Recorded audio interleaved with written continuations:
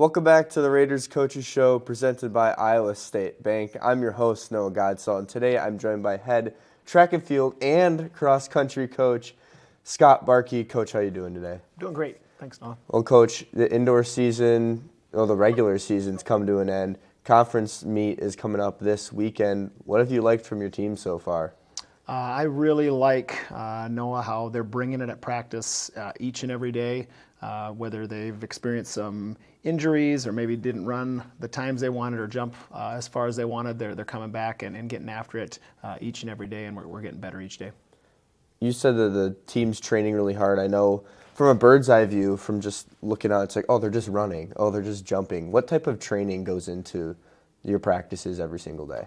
Yeah, I think within each group, you'll have those days where it's probably a little more intense, a little more specific to what skills they're trying to work on, but then you've also got to build into that, hey, a day where they can recover and their muscles can adapt and just make sure they're ready for that next intense training session, all while keeping in mind, hey, we compete on this weekend. We got to be ready to bring our best that weekend. So I've really appreciated the coaching staff and the athletes for working together to meld those tougher training days and those easier recovery days to get us where we're at. Yeah, one of the beautiful things that I see in college sports is the development of athletes as they're in college. Who are some athletes that you've really seen grow, or where have you seen your team grow overall this season, or even in the past couple of years? Yeah, it's really cool from a development standpoint. Noah, as you said, that I'm thinking of our seniors that continue to have personal bests in their races. So obviously, coming in as freshmen, they're running the best they can. They're getting a little bit stronger, learning some things. Probably just being a little more disciplined in their lifestyle choices that they make, and it's cool for a Braden Dirks to PR in the 5K and the 3K, and Jacob Schaefer kind of doing the same thing. He's a junior for us. On the ladies' side, Emily DeGroat is a senior, super talented young lady, but she continues to better her times over the years and over the meet, so that's pretty cool to see too. Yeah, and just previously we were talking about kind of physical training, but I know cross-country, track, all of that, it's a mental game as well.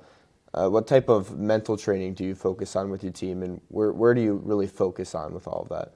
Yeah, we did have Coach Carter Aguilera. He's our throws coach for track and field. He's our strength and conditioning coach. It was nice to have him speak with our team a couple weeks ago just about that mental aspect and just being mentally tough within competition. And I think it's just great for all of our athletes to hear, and Carter did a great job of explaining this and reminding our athletes, like, hey, our identity is not within the sport or any numbers that we're going to generate within the jumps, throws, running. Our identity is in the fact that we are all children of God, and using those gifts to glorify Him, honor Him, and just to enjoy using those special gifts. So Carter did a great job speaking with our team a couple weeks ago, and you definitely noticed a shift or a change with a few individuals that were maybe struggling from that mental side, or just that mental, maybe some barriers that were maybe being put up within competition. They were able to break through those, I think, by just reminding themselves, hey, I'm out here to glorify God, to compete, and just do the best I can type of stuff. Yeah, I love that. And next thing, too, just kind of out of curiosity, there's the indoor season and the outdoor season. I mean, what's the biggest difference you see in that? Besides, obviously, the track is smaller, but what's the difference when it comes to competing? Yeah, I think the indoor, to me, just seems to be a little more of a grind from a running standpoint. The turns are just tighter. The air can be kind of dry in there.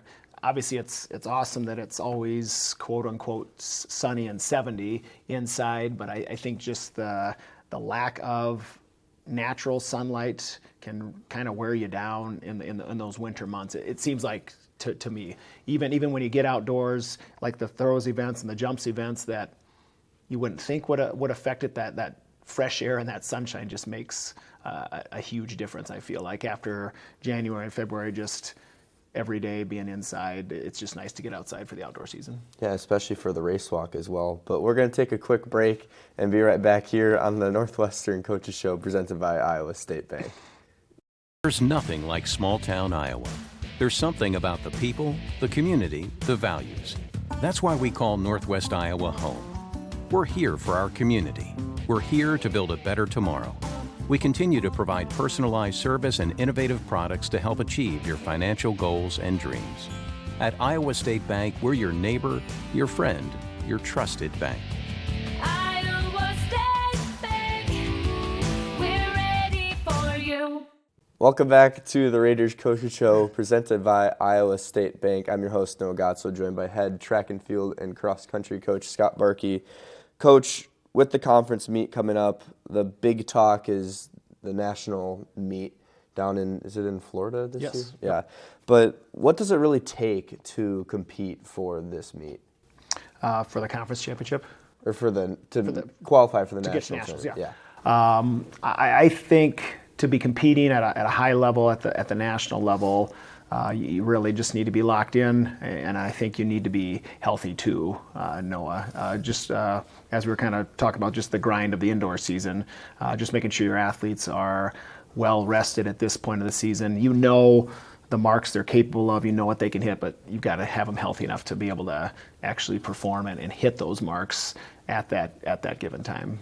Yeah, and I know there's a lot of different rules and different ways that you can qualify. What are some of those ways to qualify? I know there's the B mark, A mark. Yeah. Could you just break all of that down? Yes, absolutely. Yeah, within each of the events at the national level, ideally the NAI wants to see at least a field size of 20 athletes in each of the given events, across the field events, across the running events. So they've kind of put in place what's called a provisional standard or a B standard and an automatic standard or an A standard. Within the provisional standards, if you've got athletes that have met this provisional standard, you may enter them in a given event if you so choose, but each school is only given 3 provisional standards for the men's events and 3 provisional standards for the women's events. For instance, in our case, right now at Northwestern, we've had a number of provisional standards, but we don't have a ton of automatic standards. So at the end of the day, after this weekend, the national lists are closed and locked. And at the end of the day, if we've got some people outside of the top 20, as long as they've hit a provisional standard, I may take them to nationals still. That's my choice, but I can only take 3 provisional standards to nationals.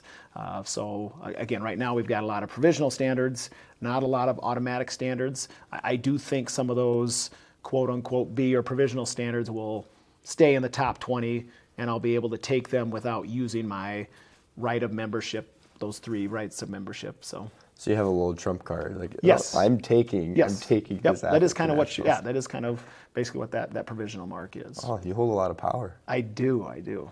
So looking at your team, who are some individuals that you would expect to make nationals, or some that are really close to getting over the hump for all of that?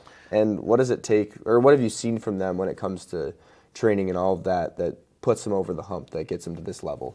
Yeah, so I think on the men's side, you've got senior Braden Calvilage, who's just really been pretty dominant in the long jump, in the men's long jump this year, and he's really done an amazing job in the men's 200 as well. He's really focused on getting himself stronger, able to run a great 200 as well for us. So Braden's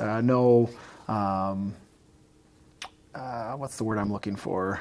This isn't his first rodeo when it comes to nationals. Okay, so he's been there time and time again. So he's done a great job of putting himself in a great position, and he's really taken care of his body well this indoor season. So I see him having a great time at nationals in a few weeks down in Gainesville, Florida.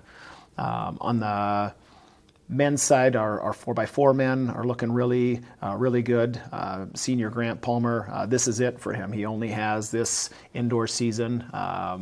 He's done with competition after this March. So I know he really took it upon himself to make sure that he hits the goals that he has set for himself, and he's done a great job of that, and walking alongside his teammates, guiding his teammates, mentoring, leading his teammates, and that 4x4 has been a lot of fun to watch on the guys' sides of things. Our men's 4x8 has hit a provisional mark, so excited for that. There we've got some.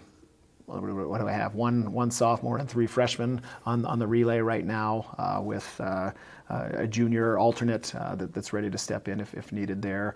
Carson Van Sickle went to nationals last year as a freshman in the Open 8, and he's just getting stronger, continues to better his time.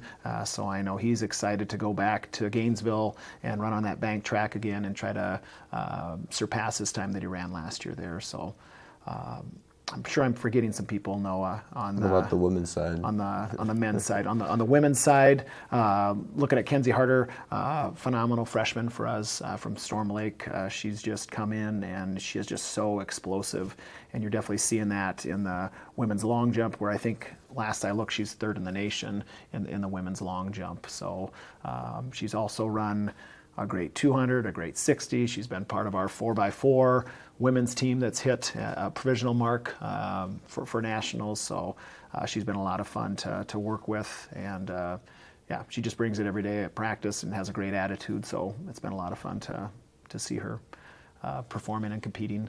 On the ladies' side, our women's 4x8 right now has not hit a provisional mark, but we're still in the top 20. So I know those ladies are hoping to put in another solid race this coming weekend at the conference championship. I've got some jumpers on the ladies' side that I think in the high jump could hit a provisional mark as well. I know that's a goal that they have. Yeah, I'm sure. Again, I'm forgetting some of the ladies, but it's been a fun season so far. But we definitely are culminating with this indoor conference championship and just trying to score as many points as we can up in Sioux Center this Friday and Saturday. And exciting. It's such a long list as well. Like, you can't even remember all of them off the top of your head. So that's exciting for your team. But obviously everyone looks at the results, looks at the numbers, looks at the times, the distances, the heights. But what are some athletes on your team that are really making an impact, not just with the results, but just helping the team overall? I mean, they could still be one of your top performers, but where are you seeing that off the track? Yeah, I really appreciate the captains that we have on our team. So each of our training groups kind of has kind of a spokesperson for that group, and my captains have really stepped up and been engaged within their groups, making sure everyone's cared for. It might be some conversations after practice if somebody's maybe kind of down about something. It's pretty cool to see that my captains are willing to stick around afterwards and just be a listening ear or just be an encourager. So we've got some guys and gals that have done a great job with that. So on my sprint side, Emma Blum's a senior for us. She's obviously performing well in the women's 4x4. She's hoping to hit a provisional mark in the Open 4 this weekend. But she's done a great job just as somebody that's been through this of really helping out our younger freshman gals on the sprint side. Vance Iyenga Johnson, while he hasn't performed maybe as well as he was hoping this year, he's kept a great attitude and been a great encourager for teammates, talking them up, pumping them up, helping them kind of navigate the ups and downs of a track and field season. So I've been impressed with those two on the sprint side of things. Mia Skippings is a female thrower for us, and she's our throws captain. She's made leaps and bounds in the weight throw and the shot put this year. So it's been fun to see her obviously perform well, but also just the way she encourages. I know she's always praying for the throwers on the team and others on the team, so it's just pretty cool to see those tangible things from Mia.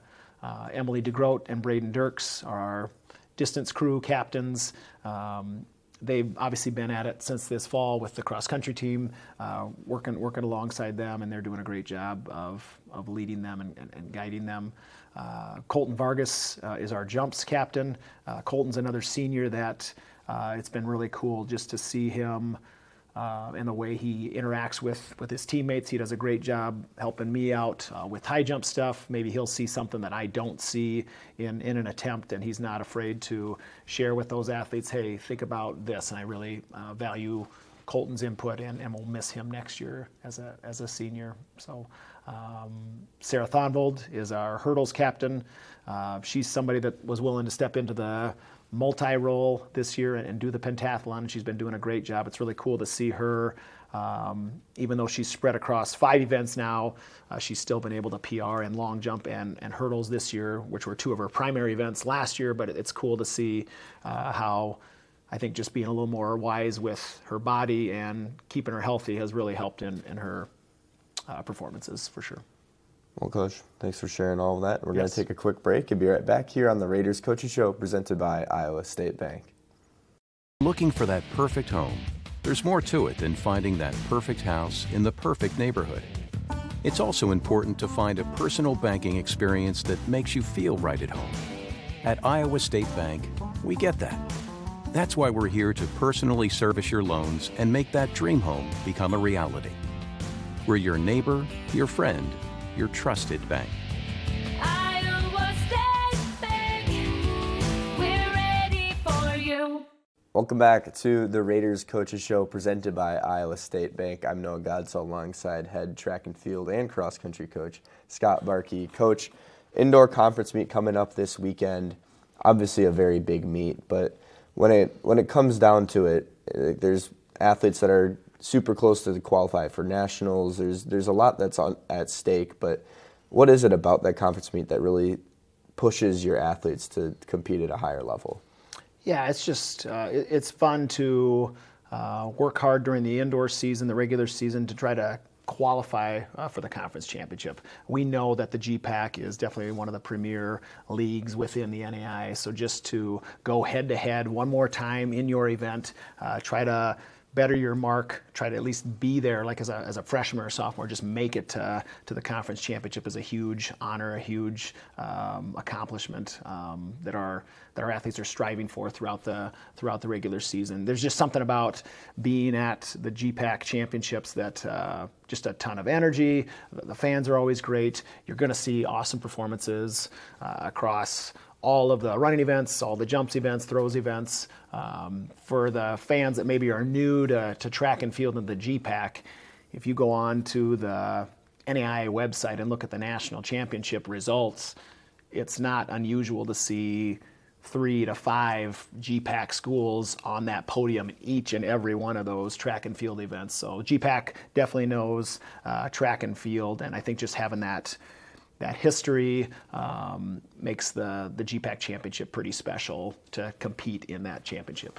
Yeah, no, we've talked a lot about individual performances, but there's a team aspect to this championship as well. Could you just break down how all that works? Yeah, within each of the events, NOAA, they're going to award points for first place through 8th place. First place is going to get 10 points. 8, 6, 5, 4, 3, 2, 1 is going to be awarded to each team, each individual in all those events. And then at the end of the day, they'll total up the points scored in all of the events, and you'll have your conference champion and conference runner-up for the men, and same thing for the women, and then they'll score out all of the other schools.